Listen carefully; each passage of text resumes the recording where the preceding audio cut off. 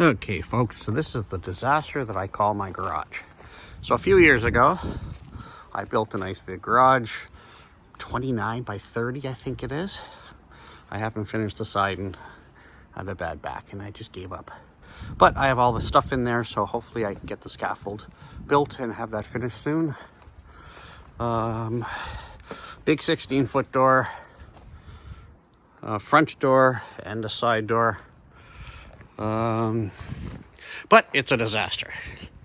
This is all going to go back in my truck because I have storage units.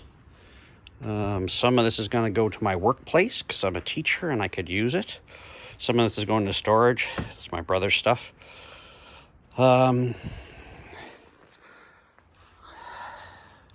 This mess will be cleaned up eventually.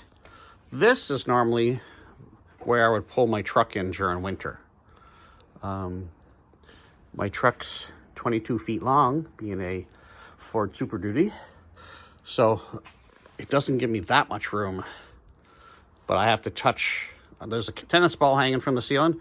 I have to touch the windshield to the tennis ball to make sure I'm not sticking my nose out the back door. So, but the point of this video, I'll show you my mess.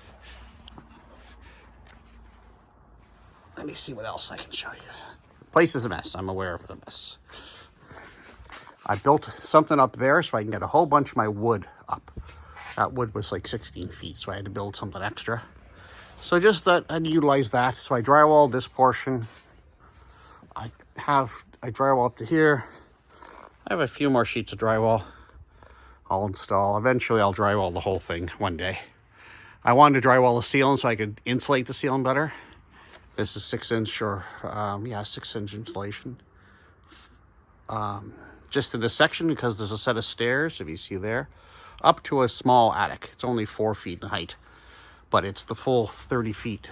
So my point is the motorcycle, the Spyder. Here is my trailer for the trip. It's covered, but if you can see, it's a nice speckled metallic finish. And it fades down, because apparently the guy who I bought it off had a Harley with the same color. So it's basically black, and then it fades down to almost like a pewter. But it's a pretty nice sized trailer. There's the Spyder. The reason for this video is because this hasn't been started in over a month. I had a death in the family. I had 2 deaths in the family, and this thing stopped being used. So I'm curious as to how well the battery survived. So let's find out. I want to know if it starts. I guess I got to get on the bike because, okay. Do all the standard things. There is a way of checking the battery. Let me see. How can I do that? There.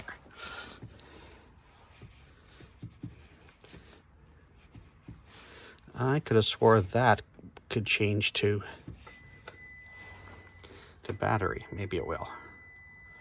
I don't want my iPhone to be connected. There. 11.8. So this, sitting for a month, almost a month and a half, is still 11.8. So let's see if I can start it. Let's see. Okay. So it starts right up. That's a good sign. Somewhere in this mess, I have this. I have a trickle charger buried under here, and I have this battery monitor. It's Bluetooth, so I can check the battery every so often from my house using the phone. I also got the same monitor for my truck, because in Canada, 15, 20 below, and if you leave the truck sitting for a week, that rear view camera that you see lit up here, which is an actual camera, if I don't unplug it and I stay at home like over Christmas, those dual batteries will die. So I have a brand new dual battery charger and another battery monitor, so I can check. Last thing you want to do at 5 in the morning when it's 15 below is find out your battery's dead and you have to spend some time charging it before you can go to work. Okay, so that's it. There's the bike in winter storage. There's the cover. I am going to back it into this empty space right now so I can clean up this space for my truck for when the first snowstorm comes. I can park in here. I don't really have real power. This cord leads to the outlet over there. That is currently my power. Although those pipes go under the ground all the way across and back up in that corner. So eventually I'll put a panel in there. And I had mentioned to somebody I have a cold water pipe coming up from the floor and a 2-inch drain. And I also have this thing. So I can wash the car in the winter once I get heat. And there's a little tiny door there. I can get another cap that looks like this. And it drains out into my dry well. So there's enough of a slope here that if I do wash the car, I can probably squeegee it into here, even in the middle of the winter. That is the plan someday. But I want to protect this thing again. I'm going to park it over here. I'm going to put the cover back on. And eventually, over Christmas break, because I'm on holidays over Christmas, I will get both the battery tester and the trickle charger on and plugged in. And just so you know, this scratched up helmet has finally been replaced. I just bought myself a brand new helmet. I will take my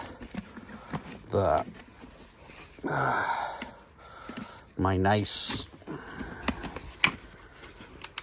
Cena unit and I'll put it on the new motorcycle and I'll retire this thing finally. That's it.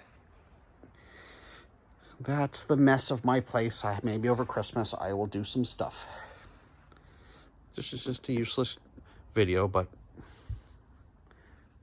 oh yeah, I made all these shelves and they're full of tools. That's full of tools, that's full of paint stuff, that's full of electrical. More tools, more screws. This was supposed to be cleaning supplies, but I made a mess of it. This is supposed to be my automotive section with the two toolboxes. And but that table has to go, that scaffold has to go, the stuff on the cart has to go. I just need enough room to park a big F-250 truck in here. That's it. See you, folks.